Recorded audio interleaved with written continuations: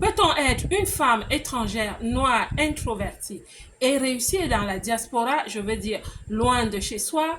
Ma belle, si tu vis dans la diaspora, reste jusqu'au bout de cette vidéo parce que je vais te démontrer qu'une femme introvertie, qui est noire, qui est étrangère, qui vit loin de chez elle, peut réussir de façon exponentielle. Je souhaite dire d'une façon formidable. Mais pourquoi ça ne court pas les rues? Ce que plusieurs personnes ne savent pas, c'est que les femmes dans la diaspora qui viennent du continent d'où je viens, vous me regardez, vous me comprenez, sont des femmes qui ont un chemin très difficile. C'est vrai que quand on en parle, on nous dit qu'on essaye de se victimiser pour attirer l'attention. Non, c'est juste un constat et c'est la vérité.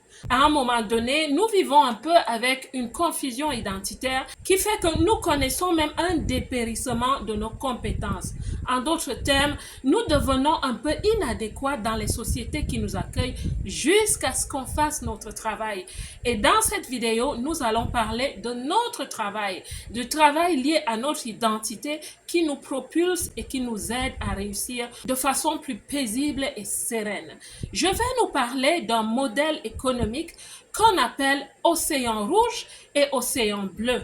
Qu'est-ce que ça veut dire? Ça veut dire énormément, surtout pour le monde de l'entrepreneuriat. Savez-vous, dans le monde de la gestion économique mondiale, on nous a dit que les commodités sont rares. On nous a dit que l'or est rare, le diamant est rare. Aussi, le monde dans lequel nous vivons paraît tellement brutal qu'il faut vraiment chercher, fouiller, bêcher pour réussir sur cette terre. Où est donc la place des introvertis? Et je vous assure, quand on est étranger, on a encore ce bémol qu'il faut découvrir la culture, il faut essayer de la comprendre, il faut surtout faire attention à ne pas faire de faux pas. Quand on est extraverti, ça se passe encore mieux. Et si on est introverti, avec tous les problèmes identitaires dont je viens de vous parler, ça devient très difficile de réussir à l'étranger. Et parlant du fait que les gens sont à la poursuite des commodités qu'on dit rares, que ce soit au travail, que ce soit en entrepreneuriat, partout. Alors, savez-vous quelle est la réaction des introvertis devant cette brutalité que nous présente le monde? Savez-vous ce que les femmes de mon origine, de la nation des émigrés, vous savez ce que nous faisons? On back off, comme disent les Anglais. On se replie sur soi-même. Et ce n'est pas dans le repli qu'on va réussir dans ce monde. Alors, nous allons parler de la solution. La stratégie océan rouge, océan bleu. Ce que je viens de vous dire pour les êtres humains est valable pour les entreprises. Les entreprises, les chefs d'entreprise pensent aussi que tout est rare sur la terre. Alors qu'est-ce qu'il faut? Il faut se battre. Et ceux-là sont ceux qui appartiennent à l'océan rouge.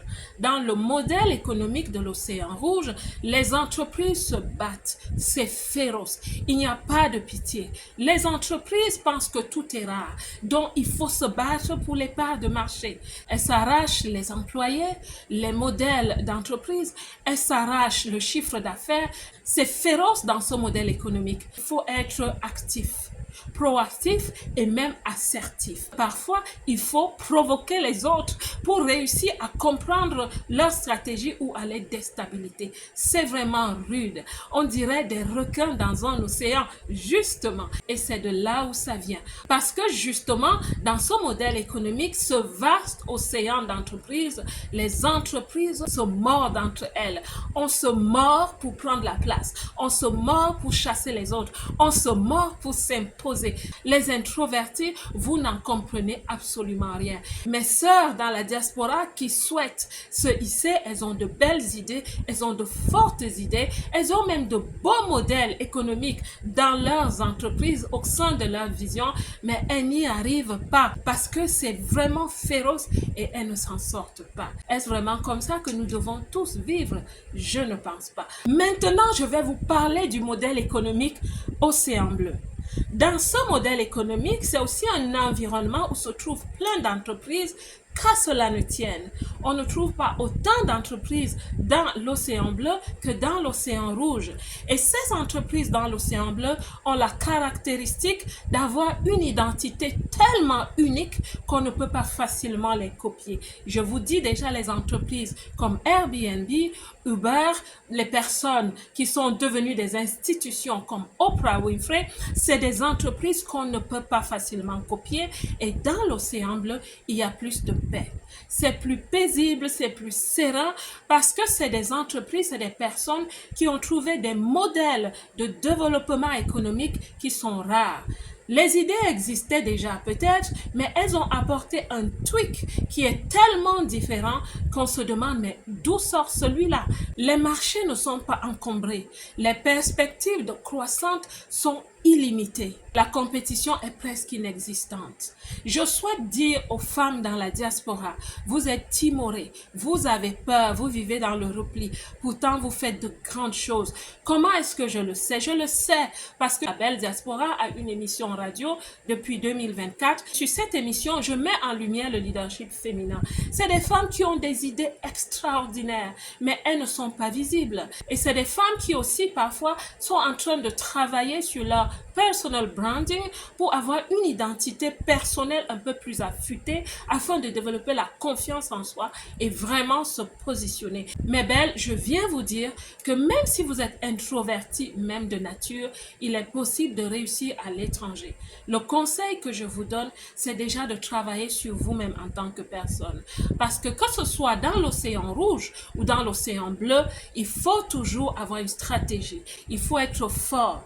Donc, ce modèle que je propose, dont je vous parle aujourd'hui, n'a rien à voir avec la faiblesse ni la paresse. Ça a simplement à voir avec le fait que quand tu te découvres ton unicité, ton identité unique, tu feras des choses spéciales et spécifiques. Quand tu découvres le don spécifique que tu as et que ton don devient un talent, ton talent devient une compétence, tu deviens une personne qui apporte quelque chose d'unique. Alors que tu sois extraverti ou introverti, quand tu commences à travailler sur toi-même comme étant la fondation de ta réussite, ma belle, je t'assure, tu vas réussir où que tu te trouves, tu vas briller et les gens auront besoin de toi. Et là, il ne sera plus question d'être timoré, introverti ou extraverti. Le secret, c'est d'avoir la clé.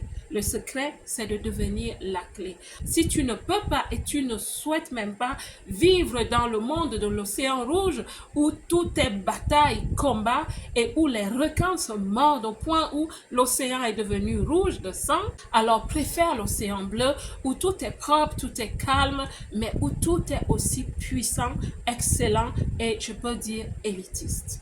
La Belle Diaspora, j'espère que cette vidéo va vraiment vous parler. Cette vidéo est un peu plus, disons, pour les leaders ou toute personne qui aspire à un certain leadership avec un caractère de personne introvertie.